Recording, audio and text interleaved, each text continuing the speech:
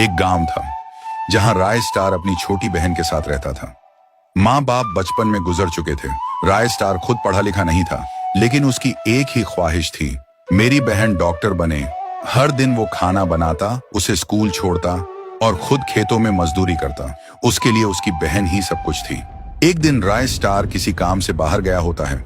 शाम का वक्त था। उसकी बहन स्कूल से घर लौट रही थी। रास्ते में अमीर बाप की बिगड़ी औलाद व्हाइट 444 अपने दोस्त के साथ दारू पी रहा था।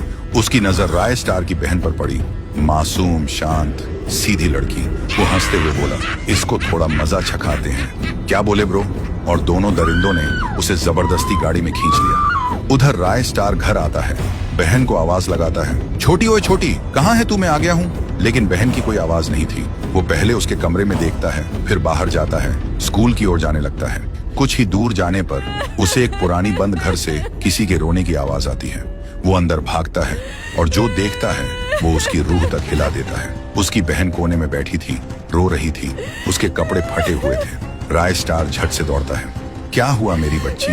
किसने किया ये सब? उसकी बहन कांपती आवाज में बस इतना ही बोल पाती है, व्हाइट 4 और बेहोश हो जाती है। राय स्टार सब समझ जाता है।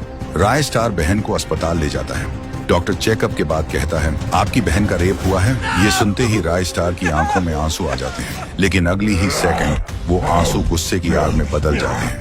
वो सीधा पुलिस स्टेशन जाता है और पुलिस को बोलता है, व्हाइट 444 ने मेरी बहन के साथ गलत किया है, रिपोर्ट लिखिए। पुलिस वाला हंसता है, अबे पागल है क्या?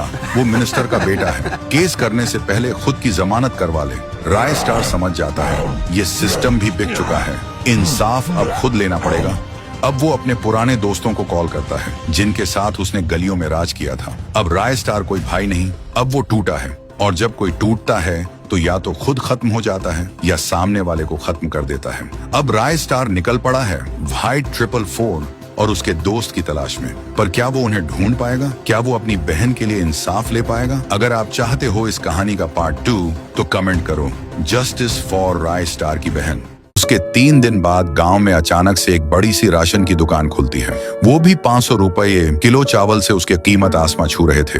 दुकान के मालिक का नाम था लखन। लखन के पास 50 से 100 बोरियां राशन। गांव वाले अपना और अपने बच्चे की भूख मिटाने के लिए इतना महंगा 500-100 रुपये किलो चावल तक लाइन लगाकर ले रहे थे। 1-2 आदमी आते और लखन को 5-10 हजार देकर एक बोरी चावल की लेकर अपने घर ले जाते। ऐसा करते करते लखन करोड़पति बन चुका था।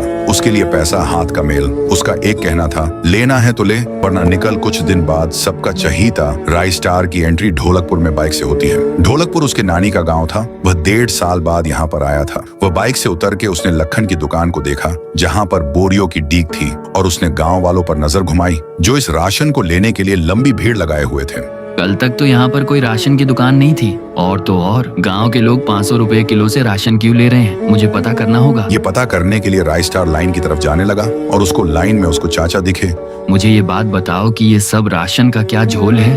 अरे राय स्टार बेटा, तू यहाँ कितना बड़ा हो गया है मुझे पता है। हम गांव के लोग तुम्हारा एहसान नहीं भूल नहीं सकते। मैं भी भुला नहीं हूँ। तूने एक बार गांव के खतरनाक चोरों को पकड़ा दिया था, और भी बहुत अच्छे काम। और बेटा, मैं तुझे क्या बताऊं, ठाकुर सिंह नाम का आदमी राशन दूंगा बोलकर हमसे वोट मांगा था। हमने उसे वोट देकर ढोलकपुर का सरपंच बना दिया। अब वो अपनी बात से मुकर रहा है। उसने अभी तक राशन ही नहीं भिजवाया। अब हमें इससे मजबूरी में इतना महंगा राशन खरीदना पड़ रहा है। तुम ही कुछ करो भैया, हमारी जिंदगी नर्क में बदल रही है। ये कहकर चाचा वहां से चले गए। राय स्टार अपनी चाचा की बात सुनकर बहुत गुस्सा हुआ।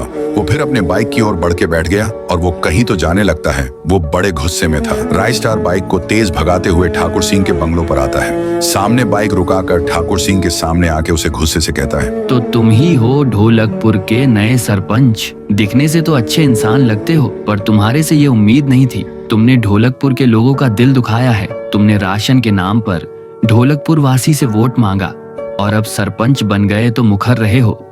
अपनी जबान संभाल कर बात करो। हाँ, मैंने कहा था ढोलकपुर वासियों से कि तुम मुझे वोट देकर सरपंच बनाओ। जब मैं ढोलकपुर का सरपंच बना तो मैं अभी तक 4 ट्रक भर के राशन भेज चुका हूँ, पर वो ट्रकें अभी तक ढोलकपुर में पहुँचे ही नहीं। ड्राइवरों का फोन भी बंद आ रहा है। ट्रक और ड्राइवर का कुछ पता नहीं है। अब मैं क्या करूँ, तुम ही बताओ। अगर फिर भी शक है तो चलो राशन की फैक्ट्री में उनसे बात करो। ये बात सुनकर राय स्टार को भी कहीं ना कहीं ठाकुर सिंह की बात सच लग रही थी। राय स्टार भी सोच में पड़ गया कि राशन अभी तक ढोलकपुर पहुंचा कैसे नहीं। फिर ठाकुर सिंह को बोल के एक छोटा ट्रक और उस पर कुछ बोरी राशन के साथ उसने ट्रक को ढोलकपुर के लिए रवाना किया। उसके बाद राय स्टार खुद बाइक में बैठकर उस ट्रक का पीछा करने लगता है। ड्राइवर ट्रक को ढोलकपुर जाने वाले कच्चे रास्ते से ले जा रहा था। तभी उसके सामने वाइट 444 और 3 जीप रुके हुए दिखे।